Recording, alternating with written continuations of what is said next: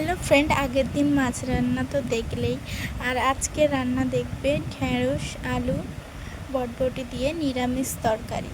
যেদিন আমাদের বাড়িতে নিরামিষ রান্না হয় সেদিন তোমরা এভাবে তরকারি রান্না করলে খুবই ভালো লাগবে খেতে। আর একদম নর্মালি আমি তরকারিটা রান্না করে দেখাবো।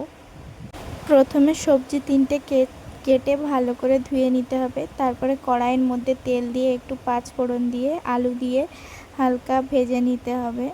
ভাজা ভাজা হয়ে গেলে তার উপরে একটু লবণ দিয়ে দিতে হবে, দিয়ে আবার একটু হলুদ দিতে হবে, দিয়ে আবারও একটু ভাজতে হবে যতক্ষণ না লাল লাল ভাজা হচ্ছে। ঠিক যখন লাল লাল ভাজা হয়ে যাবে তখনই ঢেঁড়সগুলো দিয়ে দিতে হবে। ঢেঁড়সগুলো দিয়েও হালকাভাবে ভেজে নিতে হবে। ঢেঁড়সগুলো থেকে যতক্ষণ না ল্যালকানি ভাবটা চলে যাচ্ছে ততক্ষণ ভাজতে হবে ভালোভাবে। ততক্ষণ ভাজতে থাকি। তোমরা কমেন্টে জানিও আমার ভিডিও কেমন লাগে।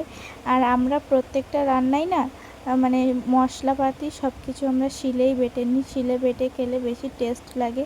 তারপরে দেখো ঝাল আর তার আছে জিরে আর আদা সব কিছু একসাথে বেটে নিয়েছিলাম। নিয়ে তরকারির মধ্যে দিয়ে ভালো করে কিছুক্ষণ নাড়িয়ে নিয়েছি। নিয়ে তারপরে দিয়ে দিয়েছি বটবটিগুলো, দিয়ে আবার কিছুক্ষণ ভালো করে কষিয়ে নেব।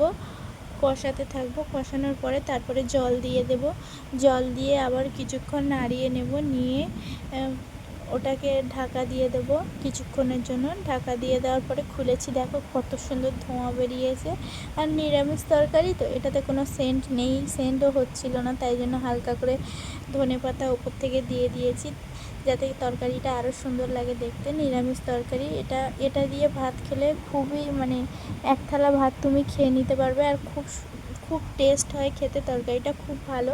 আমার তো খুব ভালো লেগেছিলো। তোমরাও বাড়িতে ট্রাই করো, তোমাদেরও ভালো লাগবে। Tata, by.